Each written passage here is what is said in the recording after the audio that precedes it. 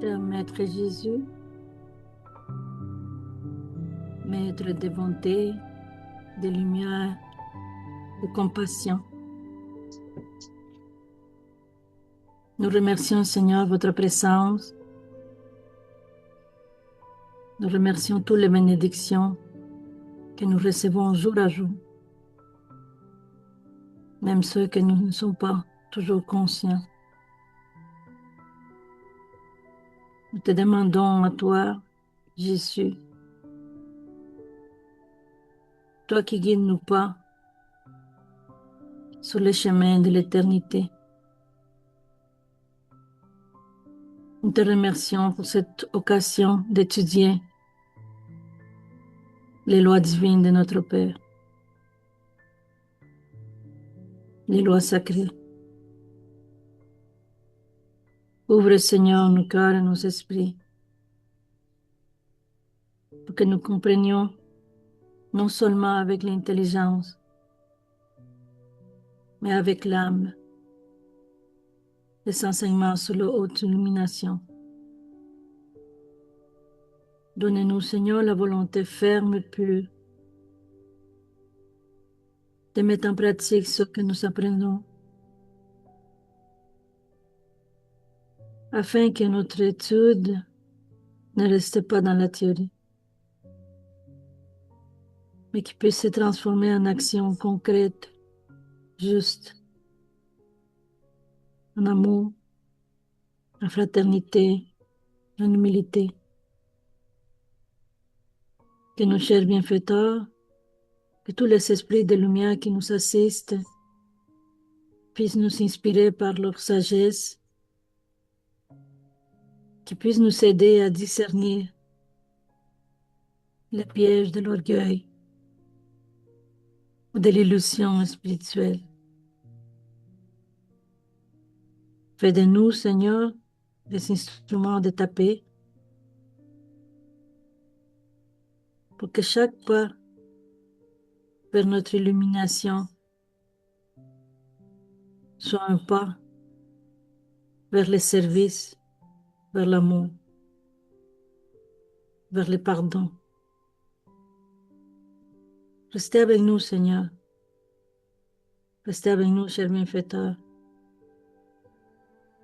Illuminez les foyers de chacun d'entre nous et de ceux qui vont nous entendre plus tard, de ceux qui n'ont pas pu nous accompagner aujourd'hui. Bénissez notre vie et notre chemin et donnez-nous la persévérance de continuer dans la lutte vers notre perfectionnement. Merci, cher Maître. Ainsi soit-il.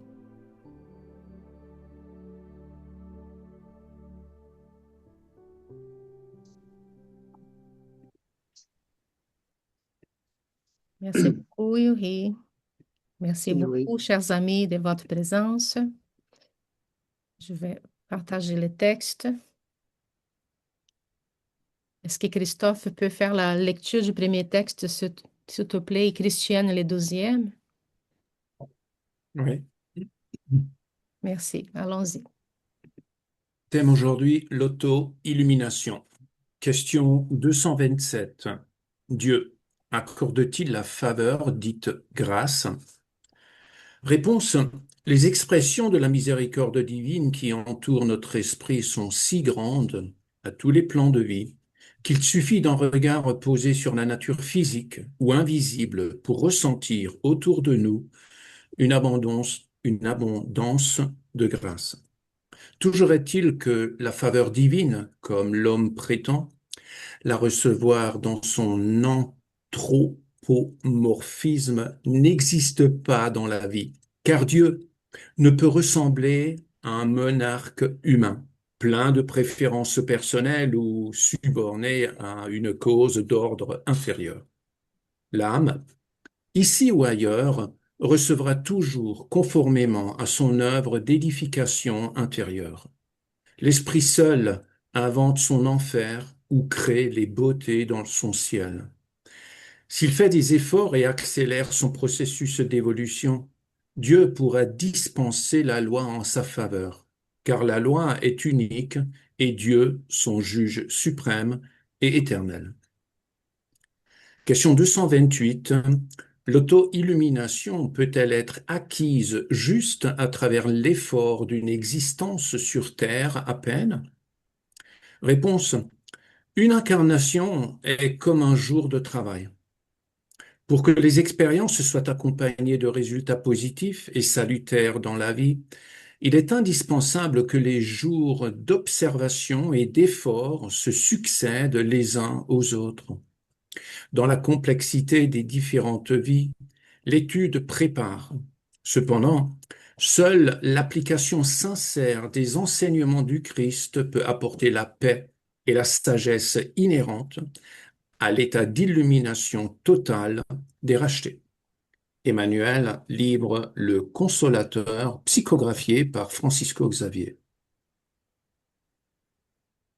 La volonté et les fluides. La volonté est la faculté souveraine de l'âme, la force spirituelle par excellence. Elle est le fond même de la personnalité. Sa puissance sur les fluides est illimitée et s'accroît avec l'élévation de l'esprit. Dans le milieu terrestre, ses effets sur la matière sont bornés, parce que l'homme s'ignore et ne sait pas utiliser les puissances qui dorment en lui. Mais dans les mondes plus avancés, l'être humain qui a appris à vouloir commande à la nature entière, dirige à sa guise les fluides matériels, produit des phénomènes, des métamorphoses qui tiennent du prodige.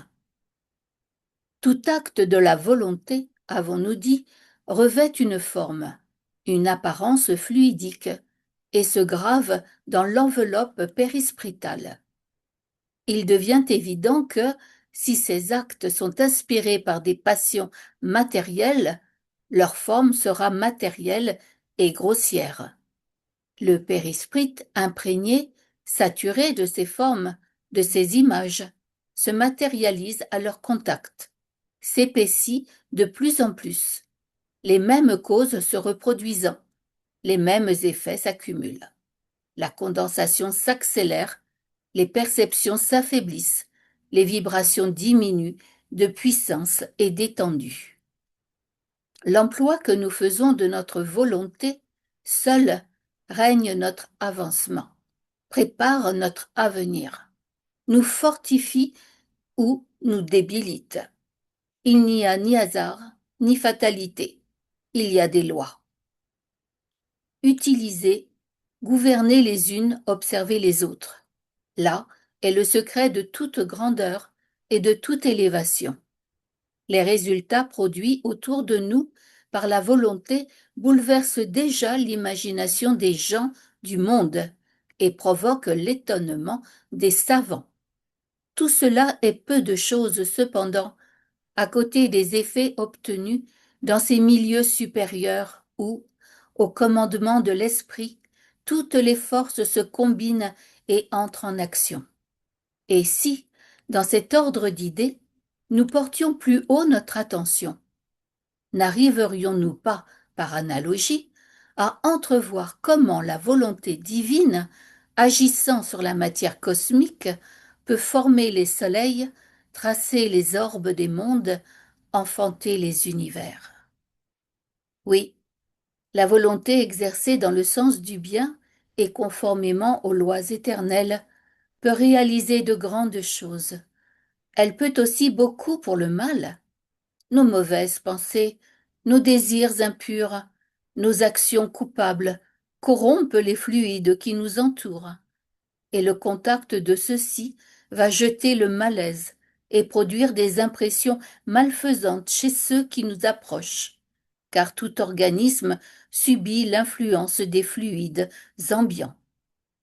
De même, des sentiments généreux, des pensées d'amour, de chaleureuses exhortations vont pénétrer les êtres qui nous environnent, les soutenir, les vivifier. Ainsi s'explique l'empire exercé sur les foules par les grands missionnaires et les âmes d'élite, et l'influence contraire des méchants, que nous pouvons toujours conjurer, il est vrai, par une résistance énergique de notre volonté. Une connaissance plus précise des puissances de l'âme et de leur application devra modifier de fond en comble nos tendances et nos agissements, sachant que les faits et gestes de notre vie s'inscrivent en nous, témoignent pour ou contre nous. Nous apporterons à chacun d'eux une attention plus scrupuleuse. Léon Denis, après la mort. Merci beaucoup, Christiane. Merci beaucoup, Christophe. Merci Merci à vous. beaucoup, Yori. Merci à tous et toutes de vos présences. Merci, bienvenue à Carla et à Franck parmi nous. Nous avons, nous sommes de retour après 3 semaines, donc c'est vraiment, on est ravis de vous revoir, d'être ensemble à nouveau. Et nous recommençons avec 2 textes qui nous amènent à beaucoup de réflexions parce qu'ils sont très profonds. Euh, je ne sais pas si on remercie Léon Denis de ces textes merveilleux, à Emmanuel de sa précision et toujours de ses messages très condensés qui demandent beaucoup de réflexion. Et nous commençons peut-être pour réfléchir sur l'essence de quelques mots pour faciliter un peu notre approche de ces messages pour qu'on puisse les saisir comme il faut. Quand on parle d'auto-illumination, le mot auto vient du grec, ça veut dire de soi-même. Il y a d'autres sens comme autonomie, mettons, ça veut dire agir par soi-même sans influence d'autres, par sa propre volonté. Donc, auto-illumination en étant les sujets de notre réflexion, de nos réflexions d'aujourd'hui, c'est un mot qui nous amène de manière implicite à la volonté. Personne ne peut s'y illuminer à lui-même, sans l'essence de la décision et de la volonté. Évidemment que la volonté implique conscience, parce qu'un être qui n'a pas conscience de soi-même ne peut pas agir et utiliser la volonté. On peut dire, je vais utiliser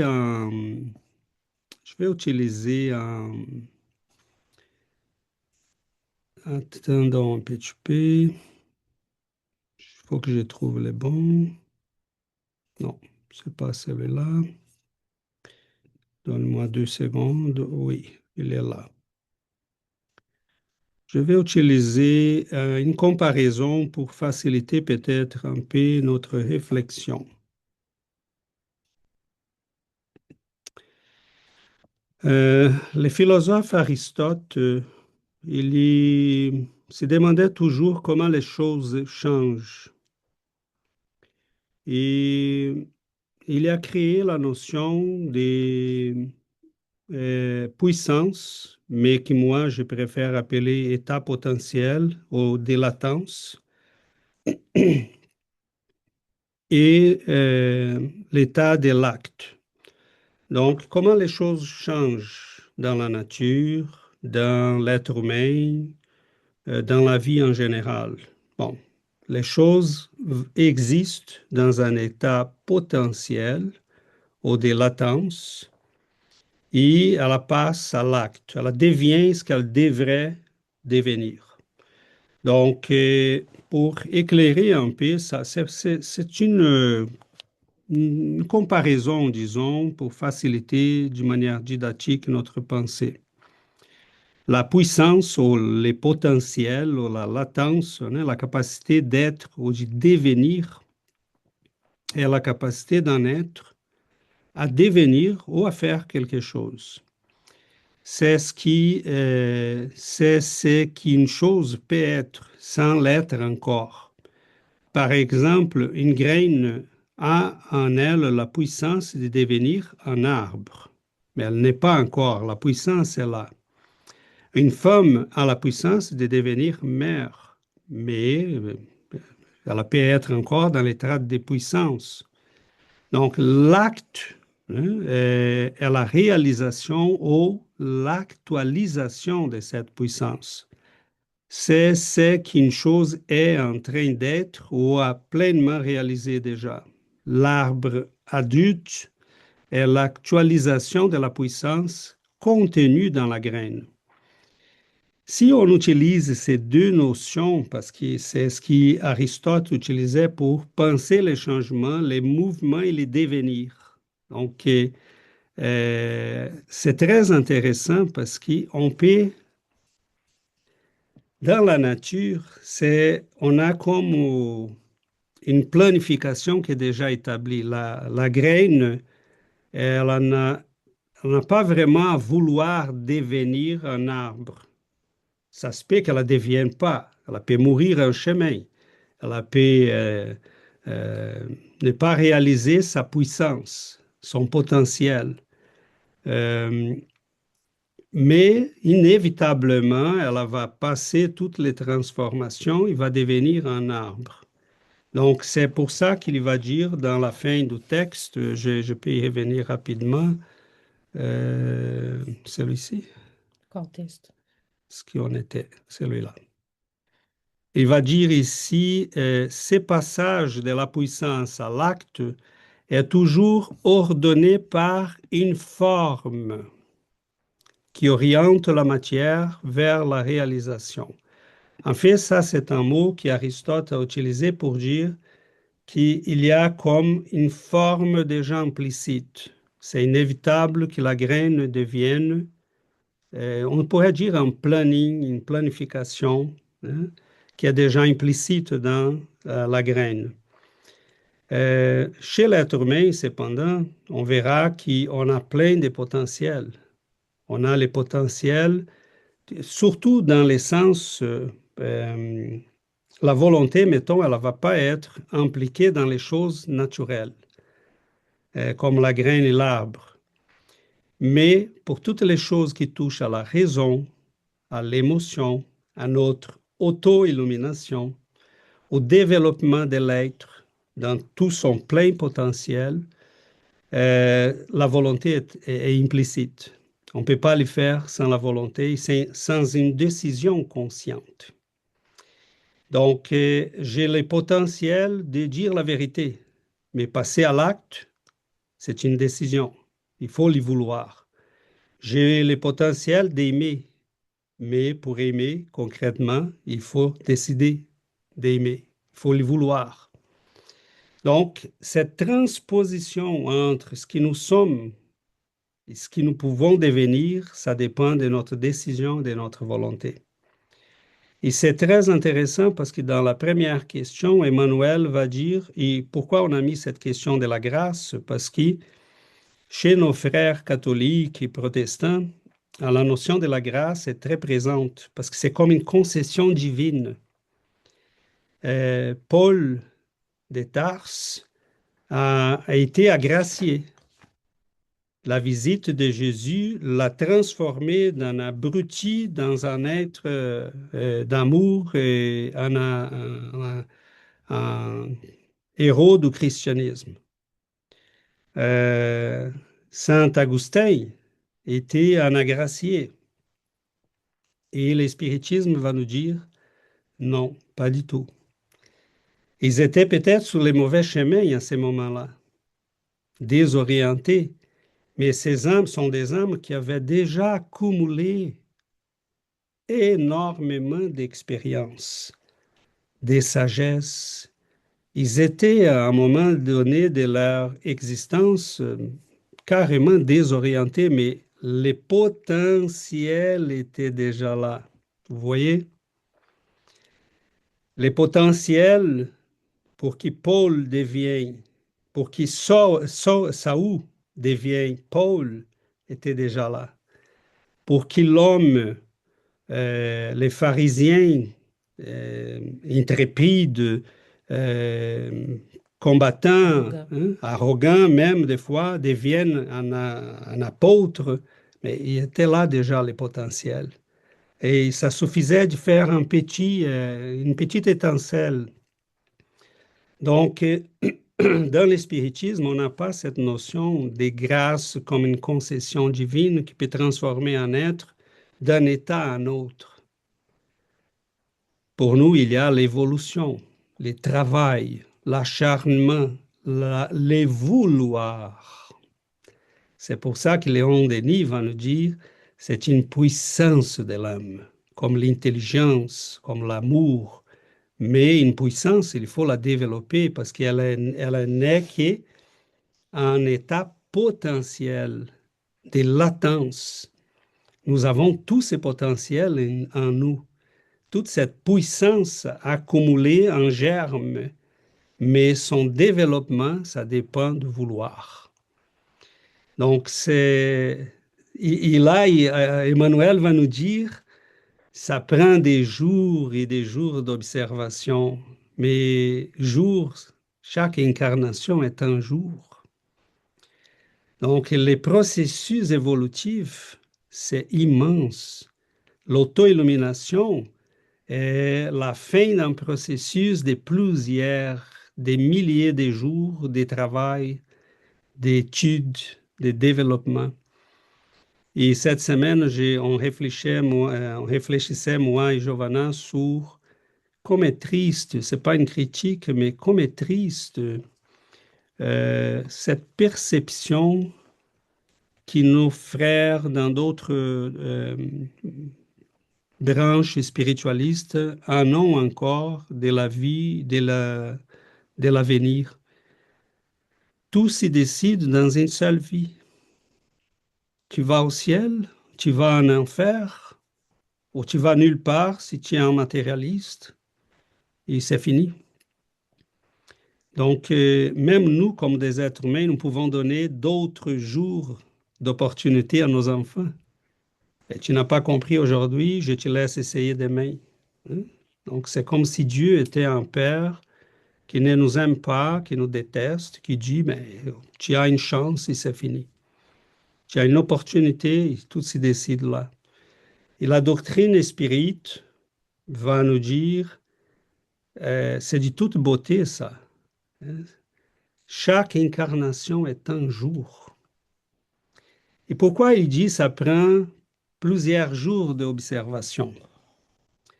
Comment peut-on développer la volonté, sinon en observant, en voyant d'autres, en regardant l'effet que ça fait sur la vie des autres? Ces êtres extraordinaires, comme en Léon Denis, en Kardec, en Chico Xavier, en Saint François, mais des fois, je n'ai pas même le temps de dire, mais je vais faire pareil. Donc, tout ce qu'on est en train de vivre, l'observation, mettons, pour comprendre la loi d'action et réaction, a l'air évident pour nous. Oh, c'est facile. Non, c'est pas facile. Il y a des esprits qui sont en train de s'enfoncer dans des tragédies qui vont durer des siècles. Ils n'ont pas compris encore qu'il y a des effets, que chaque action qu'ils sont en train d'y entamer maintenant va déclencher des réactions qui vont revenir sur eux. Mais comment ils vont apprendre ça? De la même manière que nous avons appris. Les temps, les existences, les expériences, La souffrance. la souffrance, faire, refaire, commencer, recommencer, partir du plan physique, revenir au plan physique. C'est immense, là. C'est comme comme on dit, ces histoires qu'on va écrire des livres, là, des séries de livres, euh, j'ai oublié Une saga, une une saga. saga, c'est comme une saga, c'est immense, là. L'histoire d'un esprit hein. C'est quelque chose pour arriver où nous sommes aujourd'hui. Est-ce qu'on peut compter combien de milliers d'années ça nous a pris? A l'air tout simple, mais être ici aujourd'hui, avoir conscience de nous-mêmes, comprendre ces lois fondamentales de l'existence, combien de milliers de frères et sœurs sur cette planète sont laissés à l'idée de « Oh, c'est comme ça, je peux rien faire, je suis né comme ça, Ninguém muda ninguém. rien change, je suis fait comme ça, c'est comme ça ». Donc, et là, la doctrine nous dit non, c'est le produit de tes actes. Qui t'aies conscience ou pas, mais c'est la vérité. C'est pour ça que ça prend plusieurs jours d'observation, pour qu'on puisse comprendre que, ah, finalement, je comprends. C'est moi qui suis le bâtisseur de ma condition. Donc, l'auto-illumination, c'est auto, c'est de soi-même. Ça ne peut pas venir imposé par d'autres. C'est un processus qui, j'ai la planification divine est, toi, mon fils, tu es un être de lumière, d'amour. Tu peux être mon partenaire, un co-créateur. Tu peux bâtir des univers un jour, mais il faut qu'il t'ait la volonté de devenir mon fils. Et ça, c'est immensement beau. Hein, parce que la planification des dieux comprend en elle la liberté. On peut retarder ces processus par des milliards d'années, comme on voit dans les descriptions d'André Luiz, dans des livres comme Libération, mettons, qui va parler des esprits qui ont retardé ça par des siècles, même des millénaires. Mais c'est implicite que si Dieu nous donne la liberté, on peut l'utiliser contre nous, contre lui, contre les autres. Hein? Donc, c'est notre décision, c'est notre vouloir qui décide de notre avenir. Je m'arrête là pour ne pas tarder encore, mais je voulais apporter un peu cette notion parce que je trouve très beau la manière dont Aristote a conçu les processus, très belle, la manière dont il a conçu les processus de transformation. Hein, qu'une chose soit potentiellement là ne savent pas dire nécessairement qu'elle va s'y actualiser, qu'elle va passer à l'acte. Et passer de l'état potentiel à l'acte au niveau de la morale, de l'intelligence, des émotions, de l'auto-illumination, c'est quelque chose qui dépend directement de notre niveau de conscience et de notre volonté. Donc, voilà, je m'arrête là pour qu'on puisse partager et s'enrichir avec la participation d'autres amis. Donc, la parole est ouverte. Il y en a Dominique qui va entamer. Bonjour les amis. Ouais, quel profond texte pour les retours de vacances, hein? Superbe. À la question 227, j'aimerais rajouter humblement que la preuve de l'existence de Dieu est dans un axiome que tout le monde connaît. Il n'y a pas d'effet sans cause. Et nous voyons sur Terre beaucoup d'effets dont la cause n'est pas humaine. Et donc, ça doit être au-delà de l'homme. Par exemple, voyons la nature, les animaux, voyons nous-mêmes la création. Et le texte dit, l'âme recevra toujours selon son œuvre. Eh bien, on est déjà en train de travailler notre volonté par ces études, où l'on prend ce temps donné sur Terre pour comprendre et apprendre.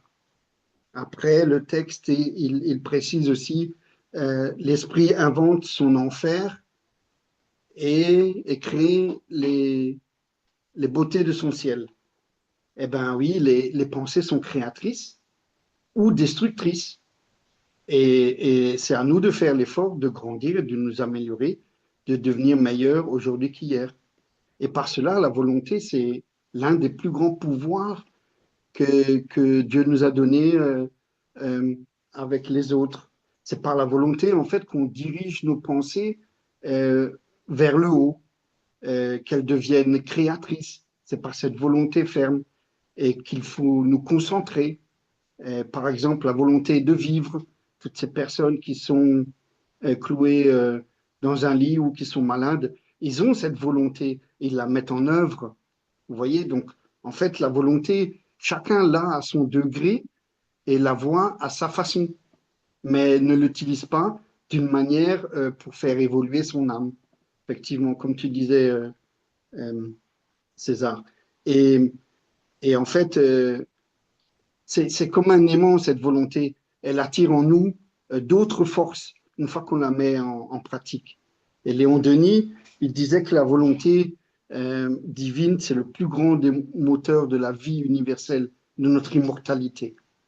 Il disait ça dans ses livres. Et tu parles d'Aristote.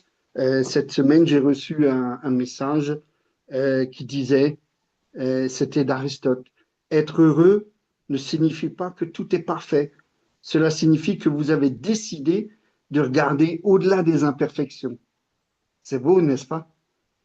Et pour, euh, pour rapidement finir, à la question 228, et il y a une phrase qui m'a fait un peu sourire. Une incarnation est un jour de travail. Alors, je me suis amusé à imaginer que la plupart d'entre nous, on a à peu près entre 40 et 42 ans de travail physique dans cette existence, et à raison de 200 jours par année travaillés, cela donne 8400 jours, ce qui équivaudrait à 8400 existences pour évoluer. Donc ça donne le tournis. Hein. Bien sûr, c'est un exemple un peu immature, enfantin. C'était pour rebondir sur cette petite phrase. Mais voilà, pour revenir au texte, le travail le plus dur, à un moment, il dit, c'est de tous les jours, c'est l'application des enseignements du Christ. Et notre sœur Yuri l'a dit dans sa prière, que notre volonté soit ferme pour mettre en application des enseignements de Jésus. Voilà, et ceci sans la volonté, c'est pas possible. Voilà, merci les amis. Merci beaucoup, Dominique et Yuri, et après Franck. Oui, et une des phrases qui a attiré mon attention, c'est exactement celui-là que Dominique vient de nommer. Une incarnation est un jour de travail. Et cette comparaison me paraît très, très intéressante. Alors, c'est clair, non, que nous ne pouvons pas espérer atteindre l'auto-illumination dans une seule vie. Et de là, je pense que il y a une partie à pas se décourager parce que, bon, on comprend, l'Espiritisme nous parle que chaque jour compte, que chaque acte soit de bonté, chaque pensée positive, tout y compte. Donc, il n'y a pas de découragement, mais en même temps, je pensais beaucoup au courant, pas courant religieux, ou le New Age, non, qui offre des cours de auto-illumination dans 7 jours garantis. Alors, vraiment, tu sais, j'ai vu ça, là, des fois, ils disent auto-illumination, éveil du Kundalini, et tu sais, c'est réduit ça vraiment à un événement soudain, non, un résultat d'une méditation, je sais pas, non, alors nous, on comprend que pour nous, c'est tout devient de l'effort, tout c'est un travail, t'as dit, travail, acharnement. Je pense que ça, c'est un mot euh, important ou clair. Donc, c'est ça, là. Tu sais, l'illumination est un travail de persévérance de soi. Puis, tu sais, nous, on sait que Dieu, comme tu as dit, Dieu n'attribue pas de grâce, il n'y a pas de raccourci, il n'y a pas de saut évolutif. Ça, on le comprend avec l'espiritisme. Et tu as parlé de la loi de cause, la loi de cause-effet. Ça, on récolte ce qu'on sème. Donc, je pense qu'aucune illumination réelle ou génuine ou ne peut se détourner de l'effort. Donc, c'est toujours l'effort. Puis quand j'ai voyé les textes de Léon Denis, puis bon, non, c'est plutôt Emmanuel qui nous parle des enseignements de Jésus. Je voyais comme l'auto-illumination est égale à auto-évangélisation. Parce que finalement, c'est juste en appliquant les lois de Dieu ou les lois de Jésus qui nous montrent l'amour, le pardon, l'humilité au quotidien. C'est là qu'on va arriver à cette illumination. C'est juste ça, merci. Merci beaucoup, Yuri. Franck? Oui, je voulais revenir sur une chose qui me semble très importante, effectivement. Lorsque, dans l'histoire quand on regarde un petit peu l'histoire de l'Église, le fait d'avoir rejeté cette notion de réincarnation a été véritablement une erreur totale, parce qu'il y avait des pères de l'Église comme Origène, alors j'espère ne pas me tromper, mais qui a perdu son statut de père de l'Église et qui était jugé comme hérétique parce qu'il était en faveur de la réincarnation. En fait, au final, ça n'a fait que renforcer le pouvoir de l'Église et à grands coups de dogmatique, de décider du sort de nos âmes dans l'espace d'une seule vie. Voilà. Et ça, c'est intenable. C'est intenable. Beaucoup de gens ont fui justement l'Église à cause de ça, parce que comment peut-on réaliser en simplement quelques années ça paraît complètement surréaliste. Voilà, c'était surtout pour insister sur cette notion de réincarnation. Et pour rebondir sur ce que disait Yuri, effectivement, dans le New Age, c'est la Kundalini qui s'éveille en 7 jours, mais aussi moyennant une certaine somme. C'est un éveil payant. Voilà, c'est tout. Merci. Merci beaucoup, Franck. Tout à fait, parce que c'est dommage qu'on a laissé tomber la notion de réincarnation. C'est vraiment dommage parce que c'est triste. Ça fait que l'être humain devient vraiment C'est presque impossible d'éviter l'enfer, sauf si on va demander la bénédiction au pape et à ses acolytes. Donc, c'est dommage qu'on aille. Oui, Franck a raison. Il y avait dans l'Église des pères de l'Église comme Origène. Euh, et la notion de réincarnation est très connue. Et elle était connue dans les milieux juifs et en Égypte, un peu partout, chez les Grecs. Et l'Église a mis dehors cette notion qui malheureusement,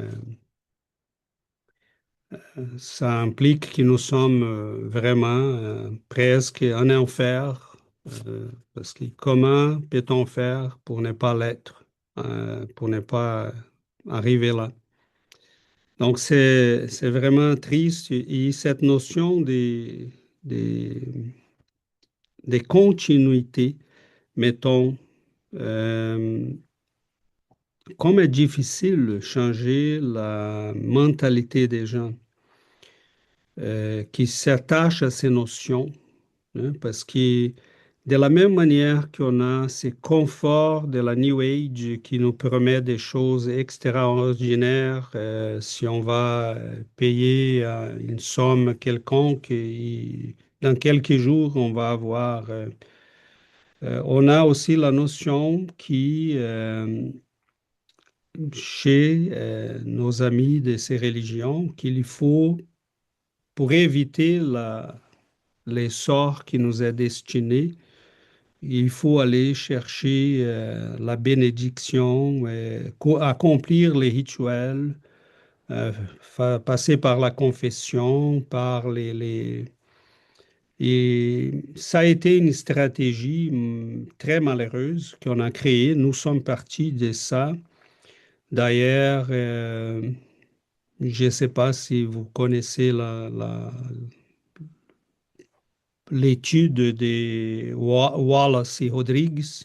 C'est un écrivain brésilien qui a fait une étude il postulait l'idée parce qu'on a une triade, Kardec, Léon Denis, et Léon Denis avait un guide qui c'est Geronimo de Praga, au Prague, si je ne les prononce comme il faut en français. Et Wallace Rodrigues, il disait dans son étude que Léon Denis était John Wycliffe. Kardec et Jean Hus. Et ça, bon, ça, on sait que c'était pertinent, l'information. Geronimo était un disciple de Jean Hus, un continuateur de Jean Hus. Mais Jean Hus et Wycliffe, John Wycliffe et Jean Hus sont considérés des précurseurs de la réforme protestante. Et ils étaient vraiment en opposition avec toutes ces notions. On comprend qu'il y a une logique là, parce qu'ils étaient, Jérôme de Prague, merci Franck, ils étaient vraiment en opposition avec ces notions qu'on peut acheter la salvation, qu'on peut acheter la faveur divine. Et ils disaient non, ils ont payé. Jean Hus a payé avec sa vie, il a été brûlé vivant. Jérôme, en voyant ça, il a fouillé initialement. Il a gêné de son attitude. Il revient, il va se livrer au boucher. Donc, ce sont des esprits qui ont compris. On parle là des 1300 après Jésus-Christ. Ils ont compris que ce n'était pas par là.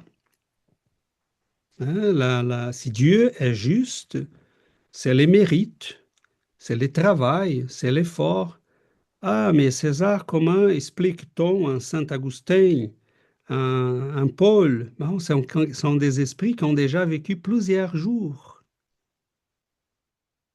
Ils ont déjà vécu plusieurs jours. Ils étaient prêts. Potentiellement, c'est comme un ballon qu'on amène, qu'on amène en haut d'une montagne. Et là, on va tout simplement le laisser aller. Il va sortir en vitesse. Donc, il a accumulé beaucoup d'énergie potentielle. Mais ces esprits sont des esprits qui étaient prêts. Hein, il manquait une étincelle, tout simplement, pour qu'ils puissent voir, comprendre. Mais ils avaient déjà en eux l'accumulation des milliers d'années d'expérience.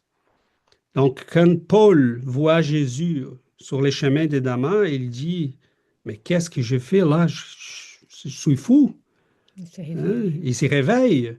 Quand Saint Augustin, au bout de ses souffrances morales, de son angoisse existentielle, il entend la voix qui dit, prends-les, lis-les. Il voit la Bible de sa mère qui est sur la table, et il les prend, il ouvre sur une page qui va les bouleverser. Donc, mais pour une autre personne, ça ne ferait rien. Il n'aurait même pas entendu cette voix-là qui lui recommandait de lire. Donc, c'est merveilleux parce que c'est Seigneur qu'on doit engager notre volonté dans ces processus. On doit vraiment engager notre volonté. Parce qu'à un moment donné, qu'est-ce qu'on fait? Que fait-on sur cette planète? Donc, pendant combien de milliers de jours on était en train de chercher de l'argent, du plaisir, de l'influence, du pouvoir, pour comprendre à la fin mais Seigneur, qu'est-ce que je fais là? C'est quoi ça? Donc, il n'y a rien de mauvais chez l'argent, chez le pouvoir, tant que sommes nous qui les contrôlons, pas le contraire. Donc, cette maturité de l'esprit, cette compréhension, on est dans un jour d'école. Une incarnation vécue jusqu'à 90 ans, 110 ans qui soit, c'est un jour d'école. Mais c'est quoi un jour d'école dans l'éternité? C'est rien. Sauf que l'éternité peut être souffrante si on tarde, ou elle peut être heureuse. Donc, c'est à nous de décider d'y avancer vite sur ces chemins. Et quand on a compris ça, personne ne peut nous retenir. C'est ce qui est arrivé à Saint-Augustin, à Saint-Vincent de Paul, à Kardec, à Léon Denis. Quand on a compris, on dit, c'est fini là. Personne ne m'arrête. Je connais l'objectif, j'avance vers l'objectif. Et là, on engage la volonté. Donc, engager la volonté signifie refaire tous les patterns, les standards des comportements, d'action qui on était en train d'y engager avant, d'y vivre. Mettons, l'utilisation du temps. Quand la volonté est engagée dans les processus d'illumination, notre utilisation du temps change. Chaque minute compte. Oui, c'est vrai. Chaque heure compte. Oh, je peux lire un livre. Oh, je suis sur la file d'attente chez les dentistes. Oh, je sors les cellulaires, je commence à lire. Parce que chaque minute compte. Chaque connaissance acquise, chaque acte de bienveillance envers les autres compte. Donc, l'utilisation du temps change. Les courages commencent à apparaître. Parce qu'on dit, mais il faut que je fasse savoir que personne ne va m'y retenir.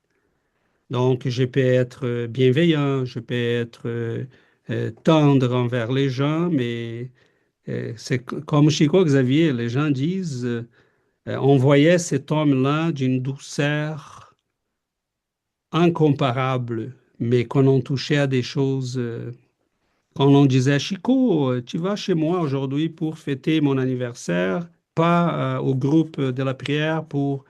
Non, non, non, non, non. Je peux aller après, mais je fais mon devoir.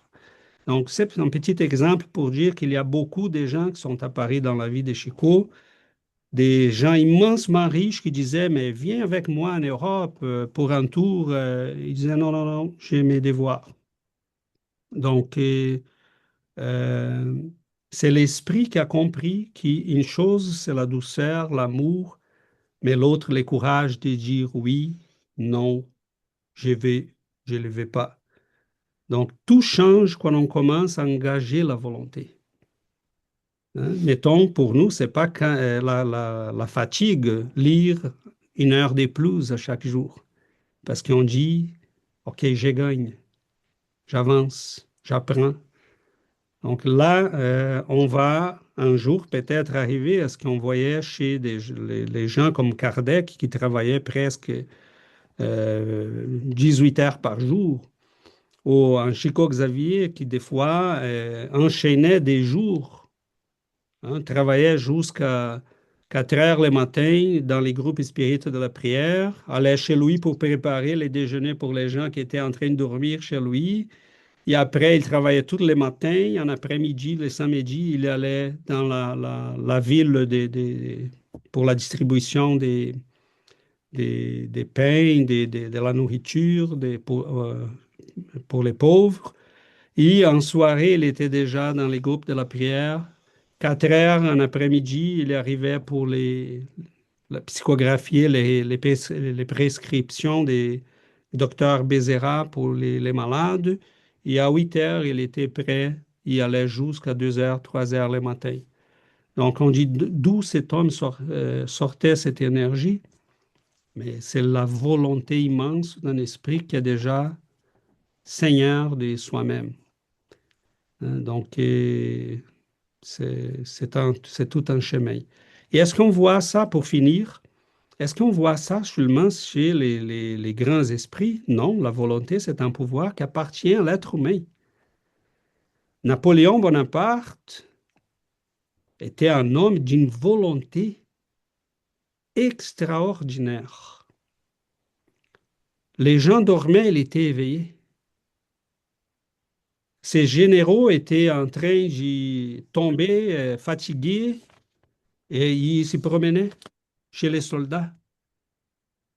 Il montait sur son cheval, et ils avaient fait déjà 100 kilomètres. Il dormait 5 minutes sur le cheval. S'il réveillait, il était comme nouveau. Donc les gens disaient, d'où vient cette énergie-là? Vient de la volonté, de la puissance de l'esprit. Donc ce n'est pas chez les saints seulement, mais chez les esprits qui ont compris que ça nous appartient.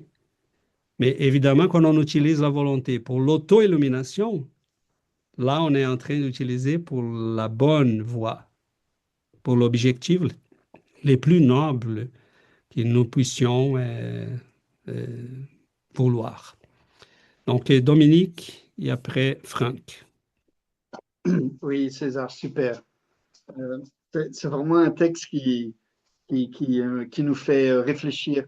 Dans le livre qu'on étudie le dimanche au Centre Spirit Léon Denis, le livre Le problème de l'être et de la destinée, Léon Denis il nous apprend que dans cet ouvrage que nous avons un réseau de force, un réseau d'énergie qui est caché en nous et que la cause du bonheur n'est pas dans les lieux, dans l'espace, qu'elle est au-dedans de nous.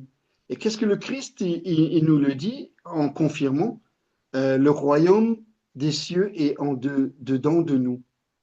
Les Védas, ils disaient que tu portes en toi un ami intime ou un ami sublime que tu ne connais pas. Les soufis, j'aime bien aussi, ils disaient que vous avez autour de vous des magasins pleins de richesses et que vous mourrez de faim à sa porte. C'est beau, n'est-ce pas? Et, et en fait, Léon Denis, dans ce livre, il nous dit qu'on a deux centres d'action principales en nous. Le premier, c'est un centre d'action qui est extérieur, c'est-à-dire nos passions, nos faiblesses, toutes les imperfections, qui nous collent encore à l'âme, la personnalité, l'individualisme.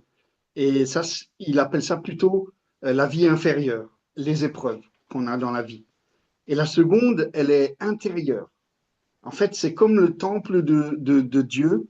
Et justement, il parle de ces forces cachées, ces énergies cachées qu'on doit mettre en exergue, qu'on doit découvrir, qu'on doit mettre en action, en communion, pour justement respecter ce que le Christ disait, le royaume des cieux est en dedans de vous. Et c'est intéressant parce que j'ai noté, César, que tu as parlé de la voix intérieure.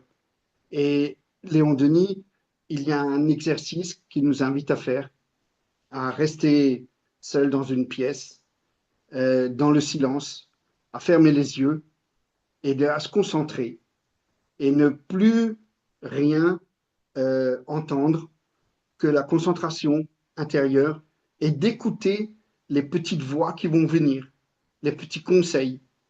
Et pour voir ces lumières inattendues, ces forces commencer à venir en nous. Et ça, c'est le guide, tout simplement.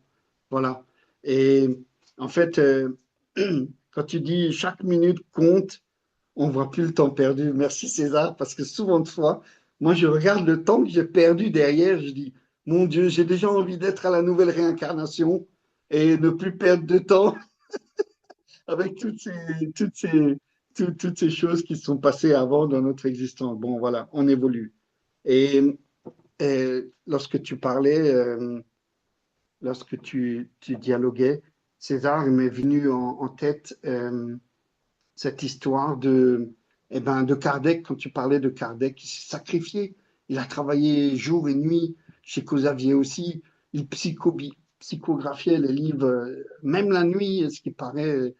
Et en fait, la volonté ne meurt pas avec le corps. La volonté, c'est un attribut de notre âme. Et lorsqu'il se désincarne, ces grands frères qui ont tellement travaillé, ils continuent, je suis persuadé, on peut se poser la question, ils continuent dans l'au-delà à travailler encore sans cesse, puisqu'ils ont déjà mis cette volonté en exergue sur terre et qui nous offrent tous ces livres, sacrifice de leur labeur, de leur vie sur terre. C'est formidable. Moi, je dis que c'est, voilà, à nous, à travers ces exemples, à nous de les copier, si je pourrais utiliser. Voilà.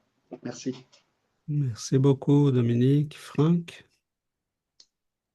Oui, César, lorsque vous avez parlé effectivement de la présence de la notion de réincarnation dans le judaïsme, bah, je le confirme totalement dans la mesure où, à une époque de ma vie, j'avais entrepris un cheminement de conversion au judaïsme, donc j'ai appris à lire la Torah en hébreu et surtout à lire les midrash, qui sont en fait des éclaircissements et des explications de la Torah.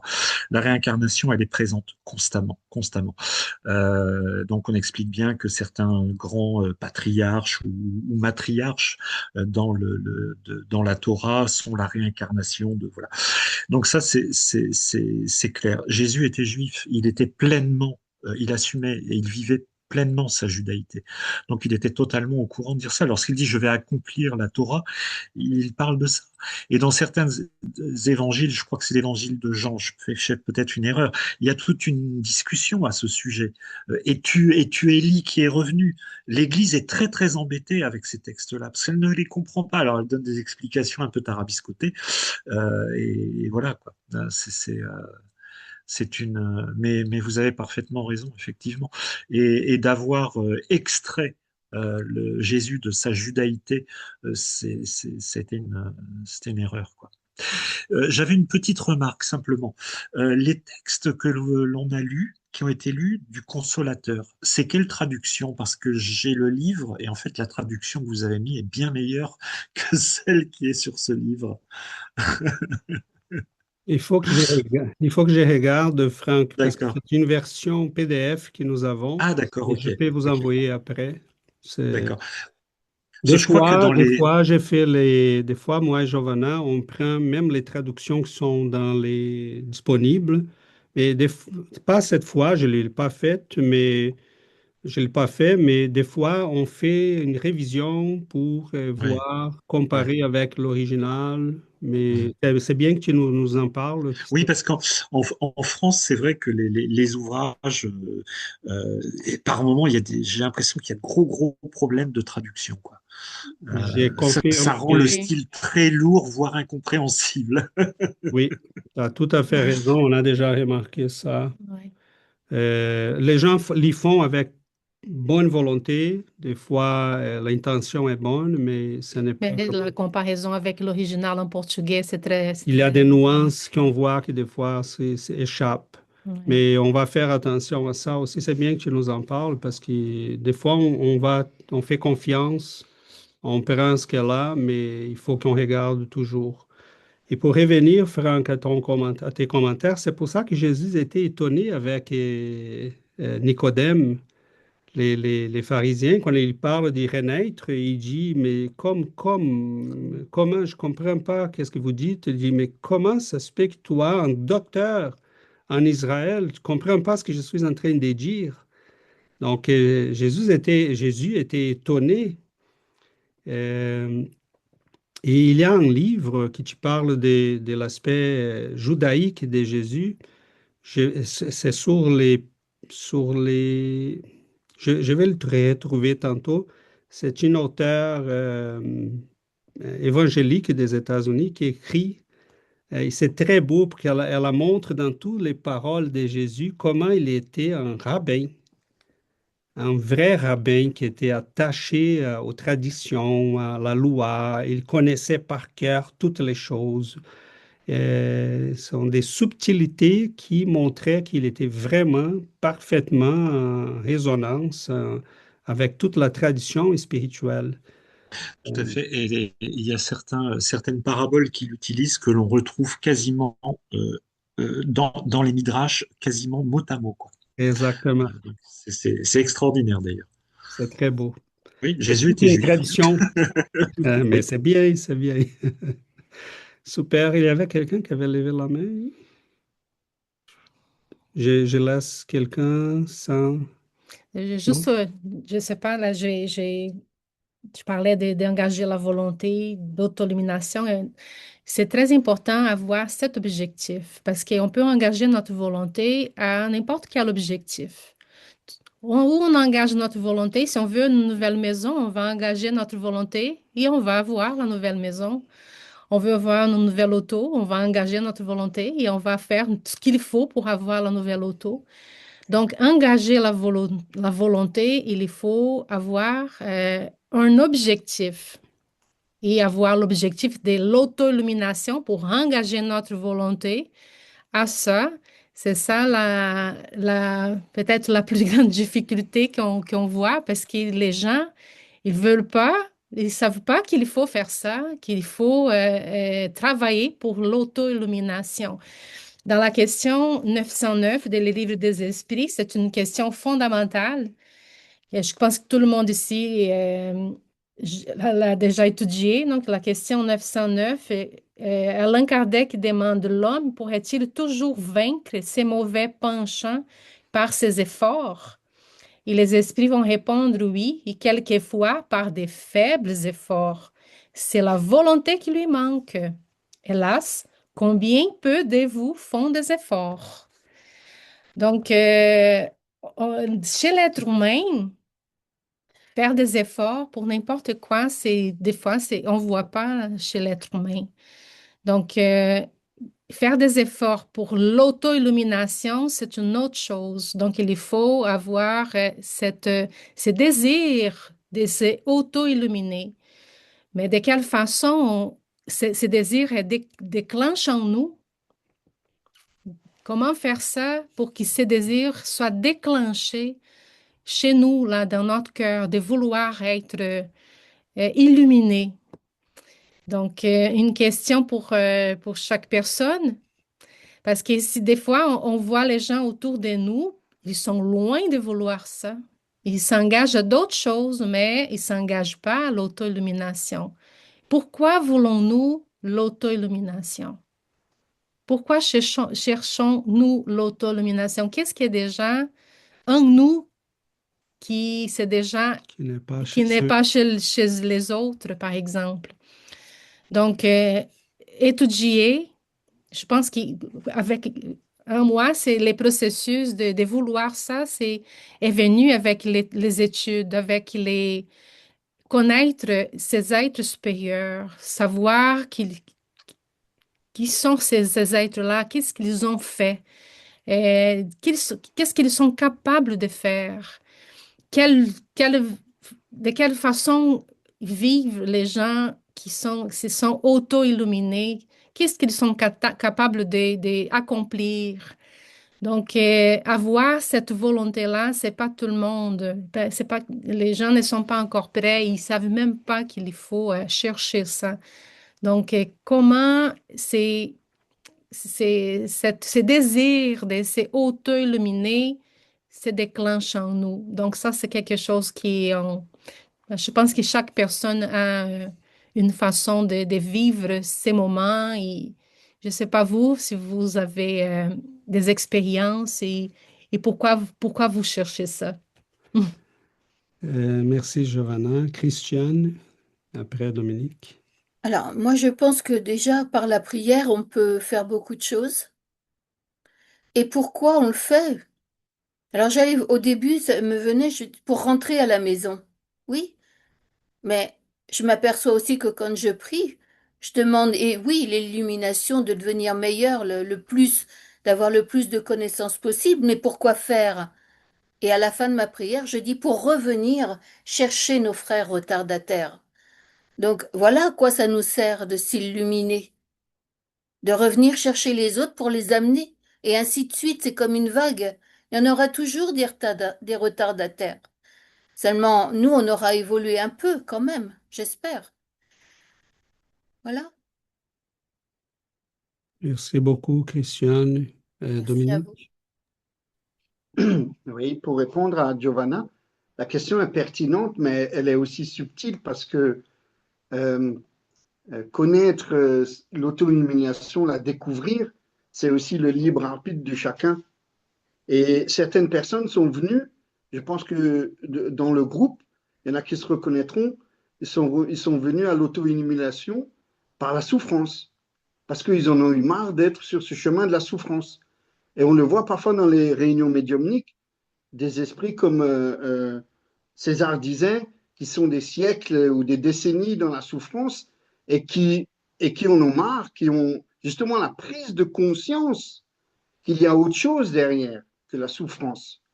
Et Léon Denis, lorsqu'il parle de ces deux centres qui sont importants dans chaque être de nous, l'un qui est inférieur et l'autre qui est intérieur, l'inférieur, ben c'est ça. C'est, comme tu as dit, Giovanna, mettre sa volonté pour acquérir une maison, une voiture, c'est le centre inférieur.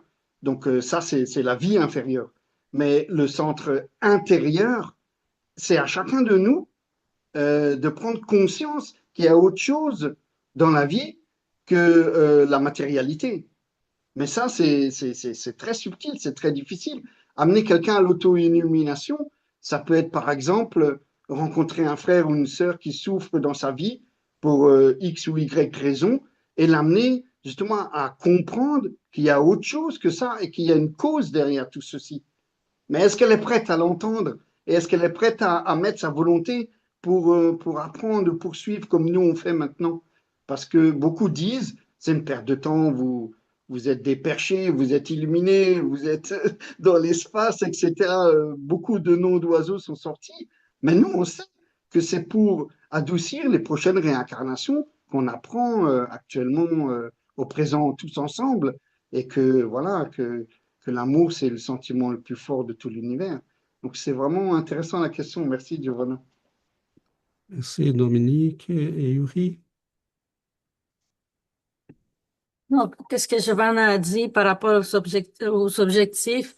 Je pense qu'en ayant un objectif et la direction qu'on donne, parce que bon, la volonté est neutre, puis il peut être mené du côté du bien, du côté du mal. On peut penser à la bombe atomique, c'est un résultat d'une volonté. Donc, Hitler avait une grosse volonté, puis amené à beaucoup de morts. Donc, tu sais, cette direction-là, c'est vraiment important, cet objectif-là que Giovanna a parlé. Puis elle a dit quelque chose, là. Il y a beaucoup de gens qui savent même pas qu'ils ont ce pouvoir. Des fois, c'est mieux. Parce que quand on voit l'état de notre monde, tu sais, notre état moral, les esprits est dans un état d'imperfection et qu'il y en a beaucoup, que c'est imperfection extrême, et des fois, ces pouvoirs-là, ils pourraient faire beaucoup de mal.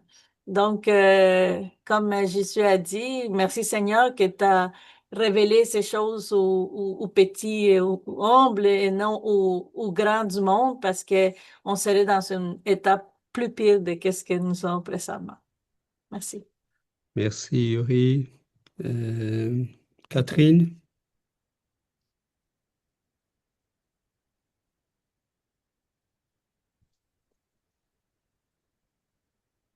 Pardon, j'ai eu du mal à à remettre le micro. Ouais. Voilà. Donc, pour répondre à la question de Giovanna, moi, il y a quelque chose au plus profond de moi qui me dit c'est la bonne voie. Alors, est-ce que c'est mon guide? J'en sais rien. Que ce soit le bénévolat auprès des sans-abri que je fais depuis une dizaine d'années, que ce soit les lectures, puisqu'avant de connaître le spiritisme, j'ai beaucoup lu Mikhaël Ayavanov, Omran Mikhaël Ayavanov, que j'aimais beaucoup aussi. Pourquoi? Ben, il y a quelque chose au plus profond de moi qui me dit c'est bon pour toi, c'est la bonne voie, vas-y. Donc, d'où ça vient, je ne sais pas, mais c'est voilà, j'ai vraiment, je sais que pour moi c'est la bonne voie depuis toujours, tout simplement. J'ai pas d'autre explication. Désolée. Merci beaucoup, Catherine. Rapidement, avant de passer à un autre sujet que je voulais rapidement traiter aussi avec vous, euh, on ne peut pas oublier qu'on peut poser la question en face d'une âme qui n'a pas compris encore qu'elle doit chercher son auto-illumination. C'est tout simplement parce qu'elle n'en a pas assez des jours d'observation. Oui.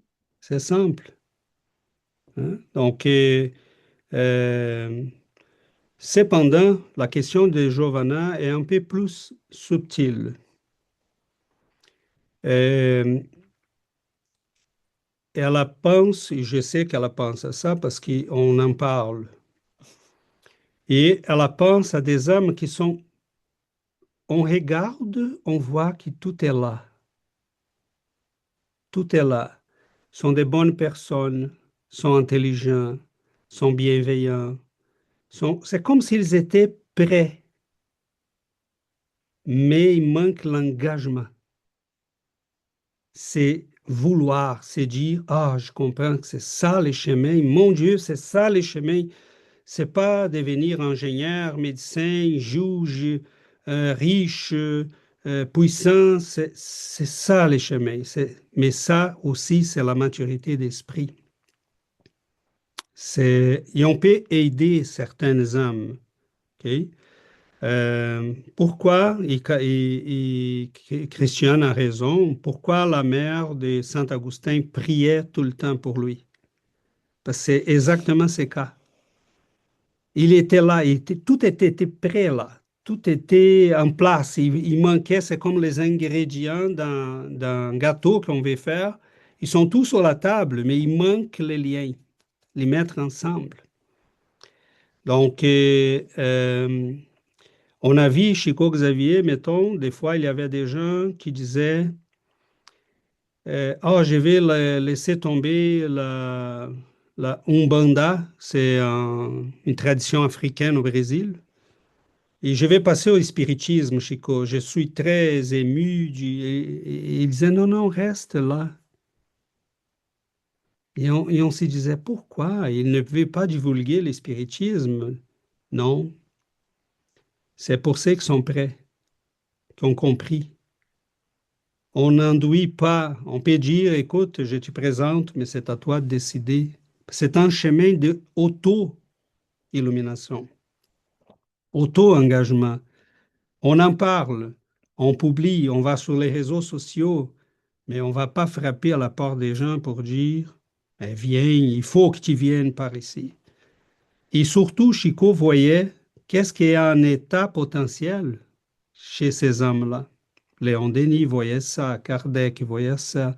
Ils étaient capables de voir. Donc, il y a des gens qui vont s'engager parce qu'ils sont arrivés à un moment de leur existence qui, ils ont déjà assez de jours d'observation. Ils ont compris que la vie, c'est quoi cette vie?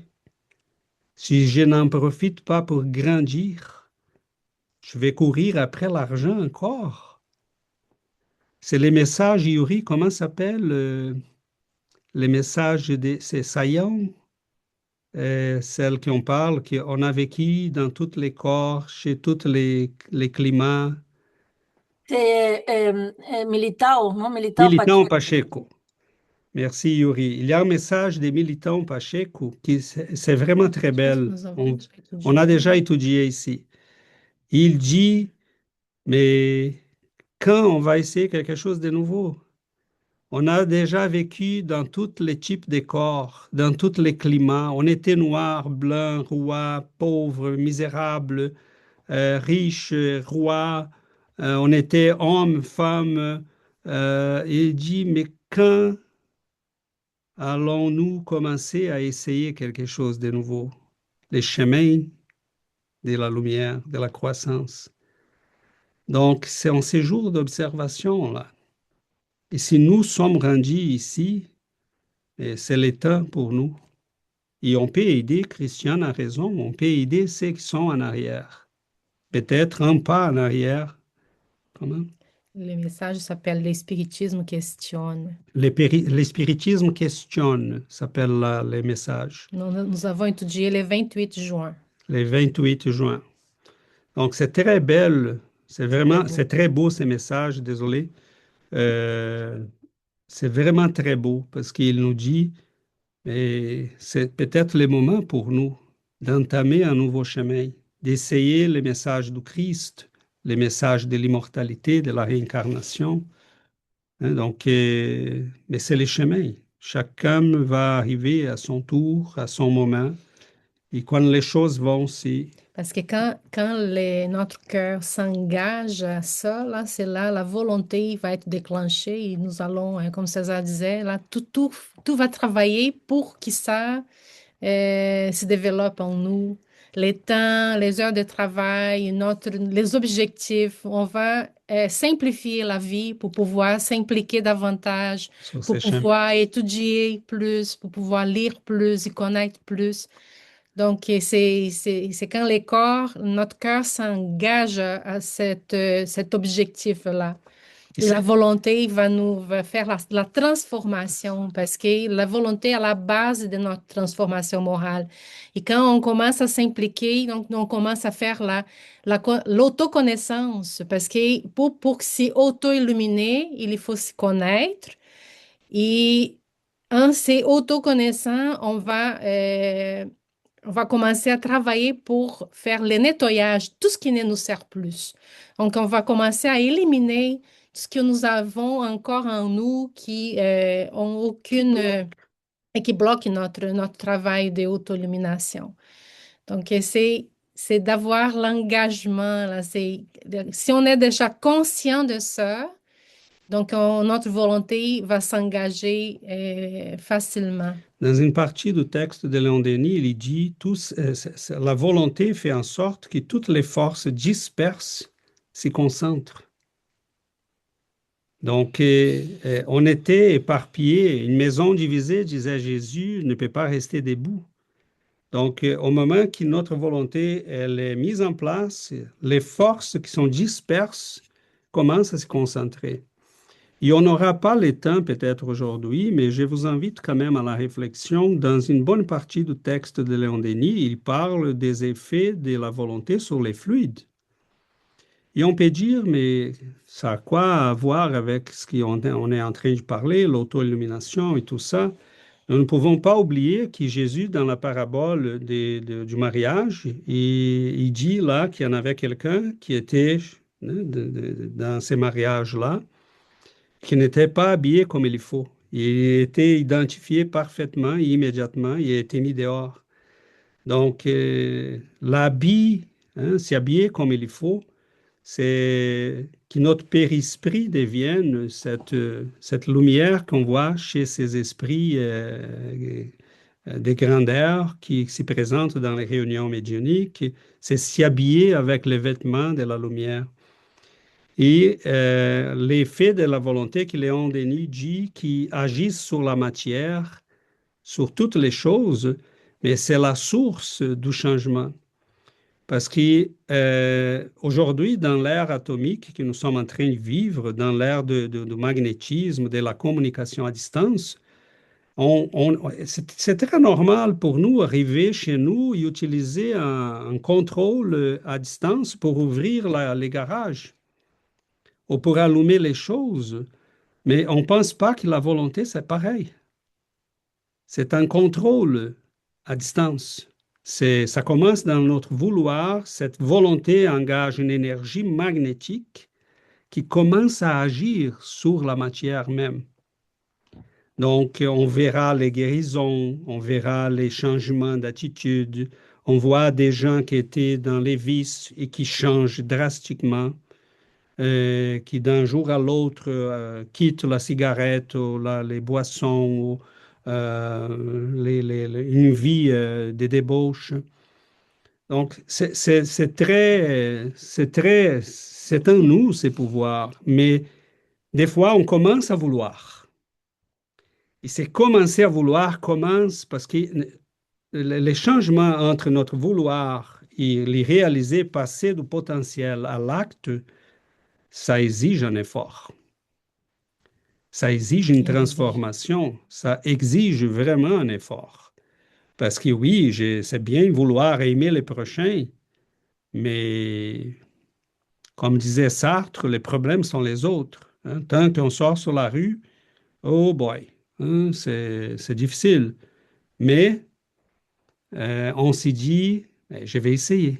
J'engage ma volonté. Ah, ces pauvres-là qui viennent me dire telle chose ou faire telle chose, c'est un frère qui n'a pas compris. Je commence à travailler. Et à force de commencer à travailler, je commence à agir sur les fluides de mon périsprit. Je commence à les changer, à les faire vibrer d'une manière qui ne vibrait pas jusque-là. Et commence à acquérir une fréquence qu'il n'avait pas jusque-là. Donc, le processus est très subtil parce que ça commence dans notre vouloir, on commence à changer la vibration énergétique qui est en nous, dans notre périsprit, dans nos énergies, et doucement, on commence à changer. Donc là, on dit à la personne, mais non, mais tu as quitté la cigarette d'un jour à l'autre, comment ça se fait? C'est inexplicable, mais c'est tout à fait compréhensible. Parce que les changements étaient déjà dans son énergie. Elle était déjà convaincue. Ça suffit de les laisser. Parce qu'énergétiquement, je l'ai laissé déjà. Donc, c'est très beau ces processus de changement qui arrivent en nous. Et quand Jésus disait, mais vous êtes des dieux, vous aussi, vous pouvez faire ce que je fais, beaucoup plus.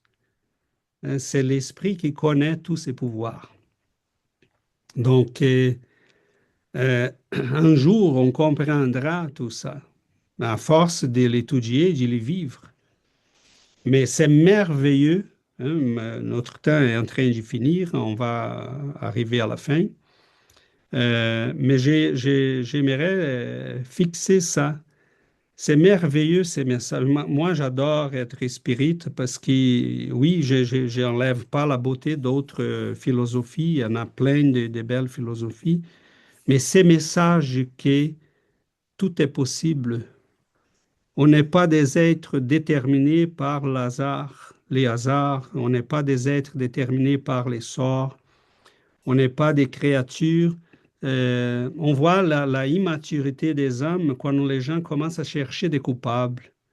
Ah, je suis comme ça parce que papa et maman, parce que ma vie, ma situation, j'étais pauvre, j'étais riche, j'étais l'enfant qui dit, oh maman, c'est ta faute parce que tu n'as pas été assez dur avec nous. Mais si elle était dure, il dirait, mais c'est ta faute parce que tu étais très dur. Ce sont les hommes qui n'ont pas maturé encore. Et ils cherchent des coupables. Leur sort est la responsabilité des autres. Sont des enfants spirituels. Ceux qui ont grandi, ils disent non, non, non. Si je suis dans la boue, c'est parce que je me suis mis là, il faut que je sorte. Donc, on demande de l'aide. On a de l'aide. Les esprits bienveillants nous aident. Ils sont là pour nous.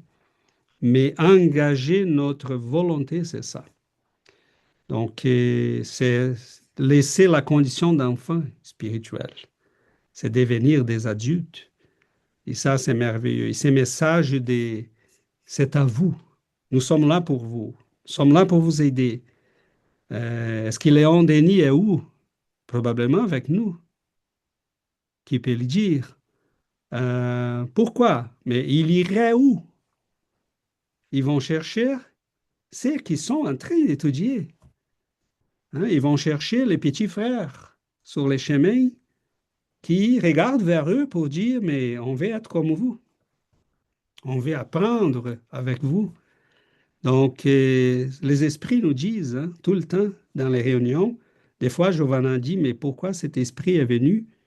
Et à un moment donné, ils vont dire, parce que où les gens sont sérieux, ils sont en train d'étudier, ils sont en train d'y chercher.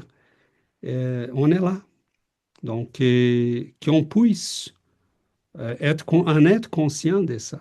C'est beau, on n'est pas seul, ils sont avec nous. Ils nous ont laissé des cartes. Tous ces livres sont des cartes pour dire, c'est pour que vous n'ayez pas à vous perdre sur les chemins. On vous laisse les cartes de chemin à faire. Et on peut encore revenir pour vous visiter. Et nous, dans les spiritismes, c'est merveilleux parce qu'ils peuvent revenir vraiment. Ce n'est pas figuratif. Donc, ayons le courage de commencer les processus. Et je pense que nous, on a déjà commencé, évidemment. Donc, c'est beau, c'est très beau. Comme dit l'Esprit de vérité, nous sommes les artisans De de notre notre destinée. destinée. Voilà, c'est bien ça. Donc, chers amis, on va vous inviter à la prière de la fin pour qu'on puisse clôturer notre étude. Le temps a déjà, c'est déjà fini. Épuisé.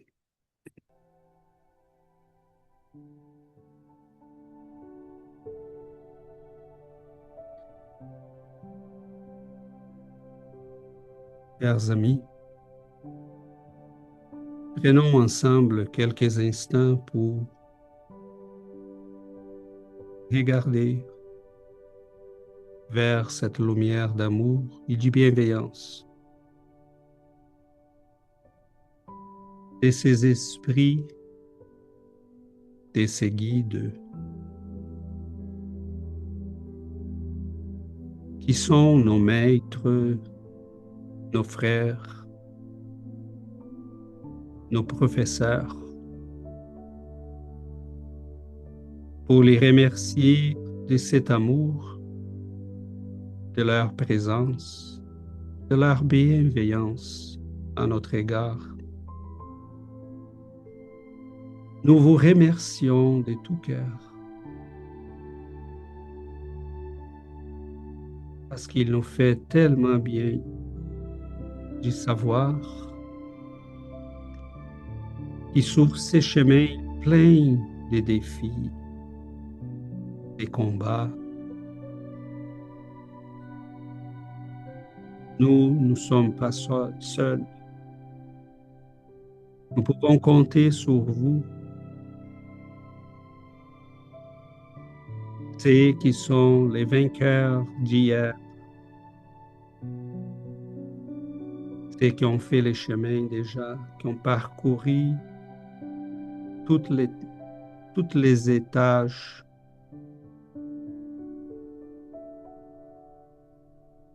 Nous vous remercions de votre amour, de votre bienveillance, de vos présences. Et nous vous demandons d'éclairer nos chemins, d'éveiller en chacun de nous les pouvoirs de la volonté, de la conscience de notre destinée.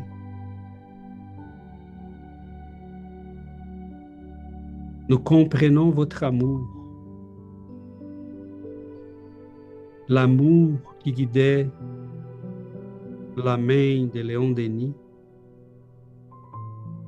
de Chico Xavier, d'Allan Kardec,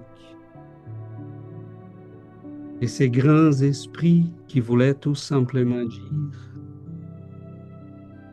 mon ami, mon petit frère, viens avec nous.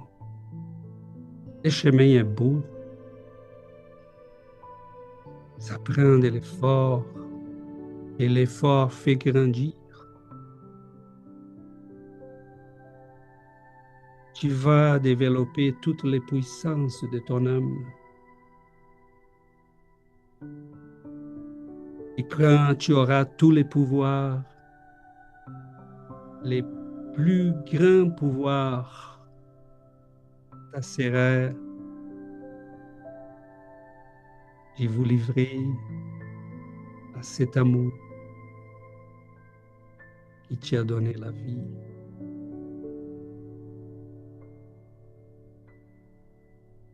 Nous vous remercions de ces beaux chemins devant nous. Combien de siècles, combien de douleurs, de souffrances, combien de jours dans les ténèbres pour implorer la lumière. Seigneur, aide-moi. Combien de temps ça nous a pris pour dire: Seigneur, aide-moi. Que ces esprits qui viennent pour partager avec nous ces moments de réflexion qui sont en souffrance puissent comprendre comme nous l'avons compris un jour, que ça suffit de dire, Seigneur, aide-moi.